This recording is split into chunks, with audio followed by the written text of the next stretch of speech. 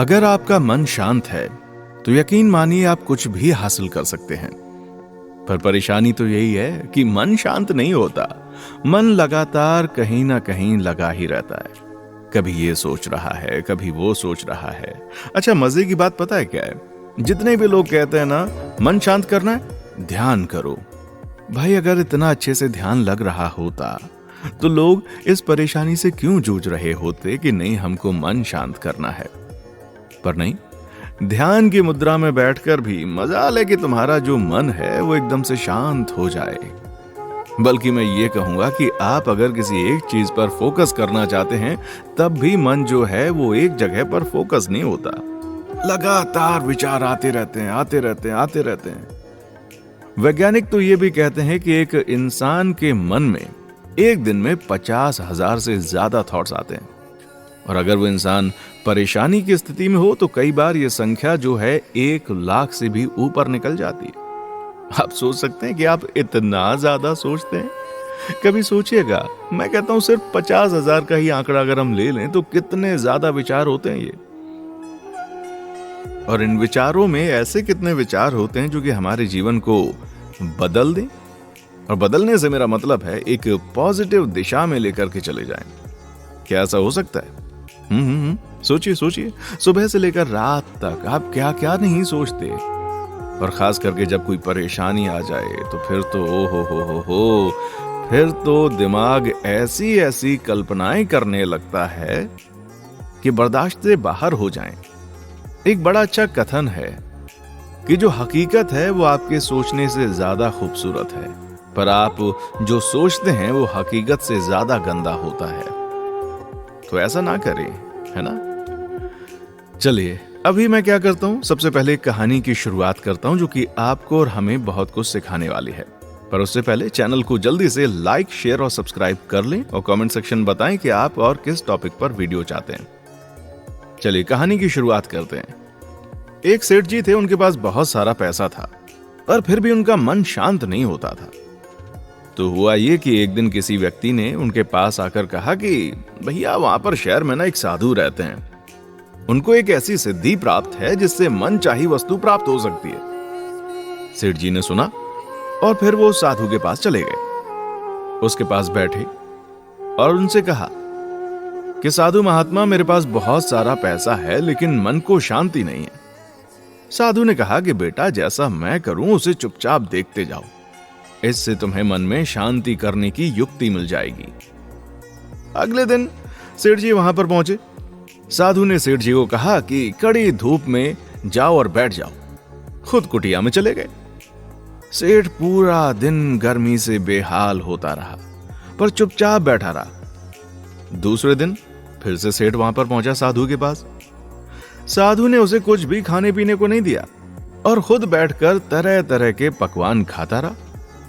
सेठ को बहुत गुस्सा आ रहा था अंदर से, पर फिर भी वो चुपचाप बैठा रहा। तीसरे दिन सेठ वहां पहुंचा।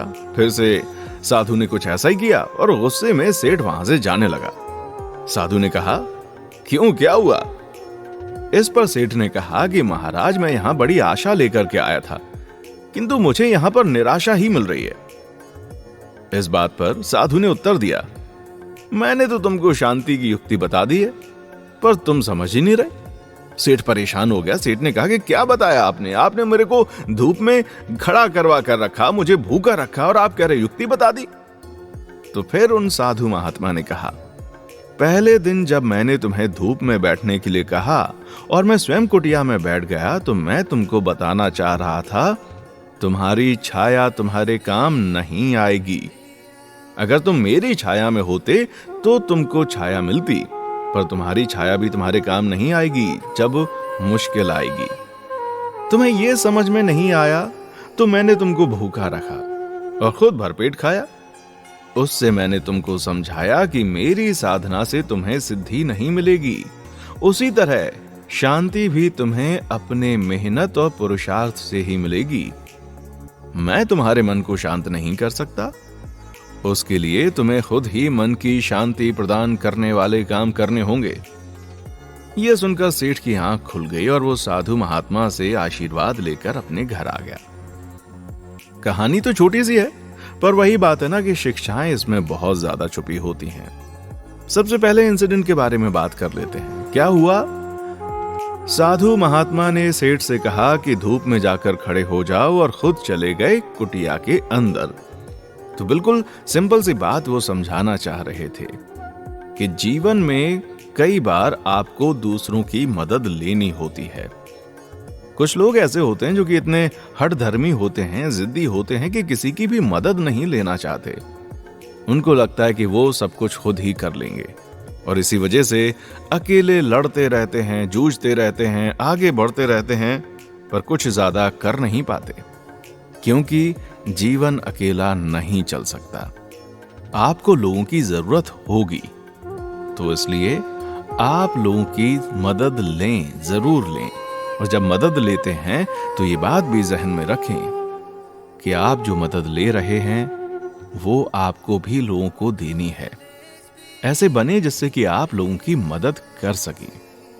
बराबर? इसके बाद दूसरे इंसिडेंट के बारे में बात कर लेते हैं। क्या किया उन्होंने? साधु महात्मा ने खुद तो भरपेट खाया और सेठ को रखा भूखा। इससे क्या सबक समझ में आ रहा है? यह समझ में आ रहा है कि आप अगर कोई काम अपने लिए करते हैं और सिर्फ अपने लिए ही करना चाहते हैं तो पुरुषार्थ भी आप ही को करना पड़ेगा। जैसे कि साधु महात्मा ने खाना खाया तो पेट भी उन्हीं का भरा, ना कि उस सेठ का। तो बात यह है कि जब आप कुछ चाहते हैं किसी इंसान से, तो वैसा आप खुद भी बने। अगर आप एक ऐसे समाज में रहते हैं जिससे आपको खुशी नहीं मिल रही, जिसमें आपको बहुत ज्यादा परेशानियां नजर आ रही हैं, तो फिर आप क्या करें? आप ये करें कि उस समाज को आप जैसा देखना चाहते हैं वैसा एग्जाम्पल के तौर पर बन जाएं। राइट? आप जब वैसे बन जाएंगे तो यकीन मानिए, जिस समाज की आपने कल्पना की है, कम से कम एक इंसान तो वैसा होगा। होगा कि नहीं? बिल्कुल होगा। तो इसीलिए जो भी परिवर्तन आप समाज में देखना चाहते हैं उसका उदाहरण आप स्वयं बने। ये बात कई महान पुरुषों ने कही है और इसी तरह से मन को शांति हो सकती है। मन को शांत करने के लिए ये बात तो हमने जान ली है कि पुरुषार्थ आप ही को करना होगा। अब क्या करना होगा इसके ऊपर हम किसी और दिन बहुत सारी बातें करेंगे, पर हाँ, आज का मैं ये एपिसोड यहां पर खत्म करूं उससे पहले मैं आपको कुछ बता देना चाहता हूं। देखिए, मन को शांत करने का एक तरीका है और वो ये है कि मन की जो नेचर है वो ये है कि मन लगातार कुछ ना कुछ सोचता रहता है, लगातार कहीं ना कहीं चलता ही रहता है। तो अगर आपने अपने मन को बस सही दिशा देना सीख लिया तो उतने में भी बहुत कुछ हो जाएगा। Trust me. कैसे, मैं बता देता हूं। आप देखिएगा, हमेशा जब भी आप सोचते हैं, आपके दिमाग में जो विचार आते हैं उनमें से बहुत ज्यादा विचार ऐसे होते हैं जो कि नकारात्मक होते हैं। ऐसे विचारों को मन से हटा दें। शुरुआत में मैं बात कर रहा था ना कि हकीकत कई बार इतनी बुरी नहीं होती जितना कि हम सोच लेते हैं। तो इसलिए ये जो ओवर थिंकिंग होती है इसको आपको हटाना ही होगा अपने जीवन से।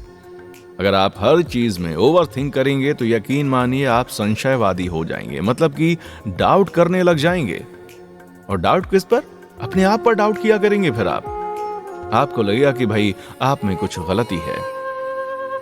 आप यूं देख लीजिए कि जब भी आप कोई बिजनेस करने की सोचते हैं या कुछ भी बड़ा हासिल करने के बारे में सोचते हैं तो क्या होता है? आपको लगता है सब बढ़िया है, तुरंत हम सब कुछ कर लेंगे, पर अगले ही पल आपके मन में नकारात्मक विचार आने लग जाते हैं। और वो विचार जब आपके ऊपर हावी होने लगते हैं तो दिक्कत होती है। वो विचार कैसे आते हैं? विचार आते हैं ओवर थिंकिंग से। देखिए, बात यह भी है कि जब आप अपने ही चेहरे को गौर से शीशे में देखना शुरू कर देंगे तो आपको उसके अंदर भी बहुत सारी कमियां नजर आ जाएंगी। आपको अपने गालों पर हो सकता है कि काले काले दाग धब्बे नजर आ जाएं, गड्ढे नजर आने शुरू हो जाएं, है ना? या माथे पर सिकुड़न नजर आने लग जाए, या फिर आंख की नीचे की झुर्रियां नजर आने लग जाएं। इसलिए आप ऐसा ना करें। राइट? आप बस उतना ही एनालिसिस करें जितना कि जरूरी हो। जरूरत से ज्यादा अगर करेंगे तो यकीन मानिए आपको बहुत ज्यादा परेशानी होने वाली है। आप अपने आत्मविश्वास को गवा देंगे और उसके शत्रु कोई और नहीं, आप खुद बनेंगे। तो इसलिए अपने मन को नियंत्रित रखने के लिए सिंपल सी बात है, ओवर थिंकिंग करना बंद करें। इसके बारे में डिटेल में हम बात करेंगे अपने अगले एपिसोड में, पर अभी के लिए मुझे दीजिए इजाजत। जा रहा हूं इस वादे के साथ कि जल्दी आपसे फिर से होगी मुलाकात। आप खुश रहें, खुशियां बांटते रहें, जरूरतमंद लोगों की मदद करते रहें और अपने ही चैनल सुपरहिट जिंदगी को लाइक, शेयर और सब्सक्राइब करना ना भूलें। दोस्तों के साथ में ये चैनल को शेयर करें। हमें कमेंट सेक्शन में आकर बताएं कि आप किन टॉपिक्स पर वीडियो चाहते हैं। चलिए अभी दीजिए इजाजत, जल्दी फिर होगी मुलाकात। देखने के लिए शुक्रिया।